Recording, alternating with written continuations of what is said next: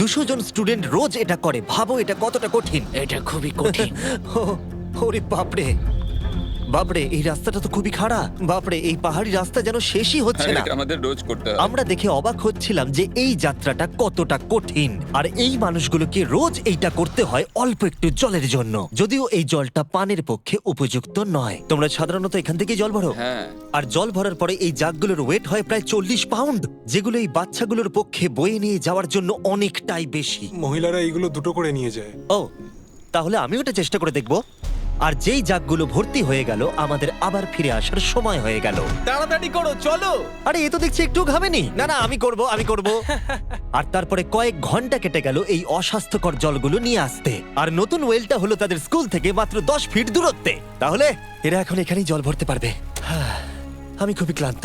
আর তারপরে আমরা পরের গ্রামে গেলাম, যেখানে আমরা 46তম ওয়েল খনন করব। কিন্তু সেখানে আমরা সমস্যার মুখে পড়লাম। আমরা দেখতে পেলাম এই গ্রামটা দুভাগে বিভক্ত এই বিশাল ভয়ঙ্কর নদীটা দ্বারা। এর জল এখন বেশি মনে হচ্ছে না, কিন্তু যখন বর্ষাকাল আসে তখন জল তীব্র গতিতে আসে আর এই ব্রিজটাকে ভাসিয়ে নিয়ে যায়। আর এই ব্রিজটা এত গুরুত্বপূর্ণ কারণ গ্রামের লোকজন এই দিকে বাস করে, আর হসপিটাল বা স্কুল হলো এই দিকে। তাই তাদের অনেকবার দিনের মধ্যে এই ব্রিজটাকে ক্রস করতে হয়। এই ব্রিজটা ভয়ঙ্কর হওয়া সত্ত্বেও এটাই তাদের একমাত্র এই অবলম্বন। নদীর যখন জল বেড়ে যায় তখন এখানকার মানুষ, শিক্ষার্থী এবং পশু পাখিকেও ভাসিয়ে নিয়ে যেতে পারে। এর আগে আমরা এই নদীটা পার করতে গিয়ে 3 জনকে হারিয়েছি। এই প্রাণ চলে যাওয়া অপূরণীয় ক্ষতি, এবং তা কখনোই মেনে নেওয়া যায় না। আমরা যেইটা শুনলাম, আমরা সিদ্ধান্ত নিলাম আমরা সাহায্য করব। সুতরাং যখন এখানে নতুন ব্রিজ তৈরির কাজ শুরু হলো, যেটা তাদের ওয়েলের কাছে নিয়ে যাবে, তখন আমরা 2000 মাইল পেরিয়ে চলে গেলাম কেনিয়া থেকে জিম্বাবুয়ের উদ্দেশ্যে। আমরা আফ্রিকাতে 1 সপ্তাহেরও বেশি রয়েছি, এবং আমাদের আরো ওয়েল খনন করতে হবে। তোমার গা দিয়ে গন্ধ বেরোচ্ছে। এটা অদ্ভুত, কিন্তু আজকে আমি স্নান করেছি। Wow! ঠিক আছে, আমাকে শেষ করতে দিলে আমি হাত দুটো নামিয়ে নেবো। তোমরা কি আমাকে বাকি ওয়েলগুলো খনন করতে সাহায্য করবে? ঠিক আছে। আমাদের প্রথম কাজ ছিল একটা লোকাল হসপিটাল ঘুরে দেখা, যেটার ভীষণভাবে পরিষ্কার পানীয় জলের দরকার ছিল। ভেতরে ঢোকার পর আমরা বুঝতে পারলাম এই গ্রামগুলোর উপরে এই হসপিটালটার প্রভাব কতটা বেশি। এক বছরে এখানে কতগুলো সন্তানের জন্ম হয়? এক মাসে মোটামুটি 50টা বাচ্চা। মানে বছরে 600 জনের জন্ম হয়। ওয়াও!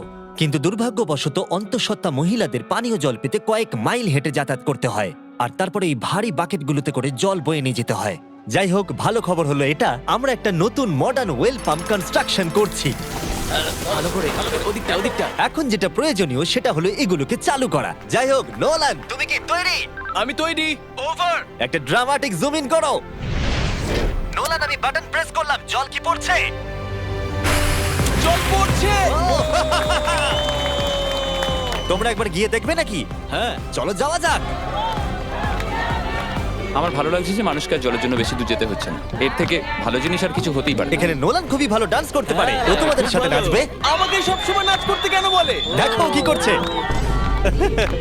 হে ভগবান, আমি আমি আমি এটা আর দেখতে পাচ্ছি না। পরিশ্রুত পানীয় জলের সরবরাহ নিশ্চিত করে দেখলাম এই গ্রামের অনেক স্টুডেন্টদের যাতায়াত করতে সমস্যা হয়। তাই আমি ডিসাইড করলাম সবাইকে নতুন বাইসাইকেল দেব। আমি জানি এখানে অনেক বাচ্চা আছে, কিন্তু আমাদের কাছে অনেক বাইসাইকেল আছে।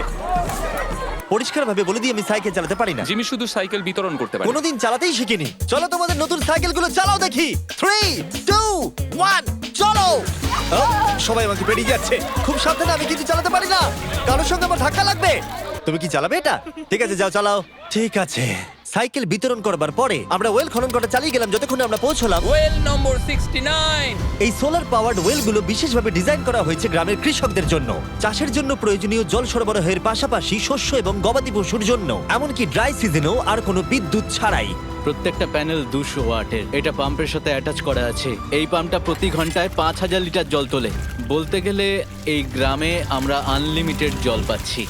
এটা দুর্দান্ত। জিম্বাবুয়ে থেকে চলে আসবার পরে আমরা চেয়েছিলাম আফ্রিকার সমস্ত জায়গায় জল পৌঁছে দিতে। তাই আমরা আরো ওয়েল খনন করলাম উগান্ডাতে, সোমালিয়াতে এবং ক্যামেরুনে। যদি আপনারা আরো বেশি দেখতে চান, তাহলে আমরা খুব তাড়াতাড়ি ফিলান্থ্রপিতে আরেকটা ভিডিও আনতে চলেছি। এই গ্রামগুলোতে সময় কাটিয়ে আমি পানীয় জলের উৎসের গুরুত্ব কতটা তা বুঝতে পেরেছি। কি করে এটা চাষে সাহায্য করে, ফসল ফলাতে, কিভাবে হসপিটালের জন্য পরিষ্কার পরিবেশ তৈরি করে, এবং সবথেকে গুরুত্বপূর্ণ হলো পরবর্তী প্রজন্মের শিশুদের জন্য একটা সুস্বাস্থ্যকর জীবন উপহার দেওয়া এবং তাদের ভবিষ্যৎ সুনিশ্চিত করা।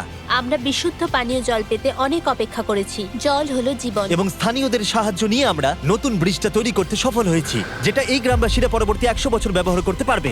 আমাদের জীবন এখন সুরক্ষিত, আমরা সব একসঙ্গে থাকতে পারবো, দুশ্চিন্তা দূর হয়ে গেছে। এই ভিডিওতে আমরা 100টা ওয়েল খনন করে অনেকের জীবন বদলে দিয়েছি, কিন্তু এটা যথেষ্ট নয়। তাই এই ভিডিও ছেড়ে যাওয়ার আগে আমি রিকোয়েস্ট করছি beastphilanthropy.org/wales এ যান অথবা ডেসক্রিপশনের লিংকে গিয়ে সম্ভব হলে কিছু টাকা ডোনেট করুন। আমরা এই ভিডিও থেকে একটা টাকাও প্রফিট করছি না, আমরা এখান থেকে পাওয়া টাকার পুরোটাই কাজে লাগিয়ে দেবো ওয়েল খনন করতে, যেটা তোমরা ভিডিওতে দেখলে পৃথিবীর চারিদিকে। আমি জানি এটা শুনতে খুবই অদ্ভুত যে একটা ইউটিউবার এই সবগুলো করছে, কিন্তু কাউকে তো এটা করতেই হবে। কিন্তু জানি না এটা কারা করবে, তাই আমরা করছি। আমরা যতটুকু করতে পেরেছি তাতে অনেকের জীবন বদলে যাবে বলে আশা করছি। আর ফাইনালি 100তম ওয়েল।